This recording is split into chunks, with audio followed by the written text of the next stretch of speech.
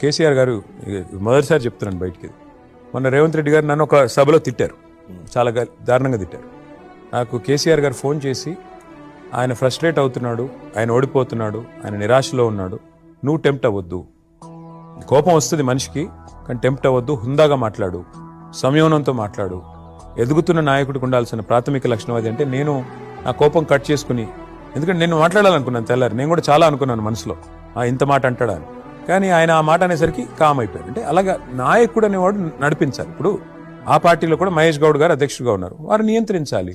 బీజేపీలో కూడా అధ్యక్షుడు రామచంద్రరావు గారు, వారు నియంత్రించాలి. పార్టీని అల్టిమేట్గా పార్టీ నాయకత్వం కనుక సరిగ్గా ఉంటే, సరైన పద్ధతిలో నడిస్తే మిగతా వాళ్ళు కూడా ఉంటారు.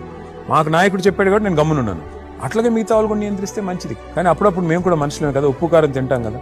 అవతలాలు బూతులు మాట్లాడితే, అవతలాలు ఇప్పుడు నన్ను మాట్లాడితే పడతాను. కేసీఆర్ గారిని అన్నారనుకోండి, ఆయన మా నాయకుడు, రాష్ట్రానికి ముఖ్యమంత్రి 2 సార్లు రాష్ట్రాన్ని తెచ్చిన నాయకుడు, కానీ నా తండ్రి కూడా. అప్పుడు వస్తుంది ఉక్రోషం, వచ్చినప్పుడు అప్పుడప్పుడు వచ్చేస్తుంది. ఆయన అన్నప్పుడు మాత్రం తట్టుకోలేను, నన్ను అంటే పడతాను. సరే ఏం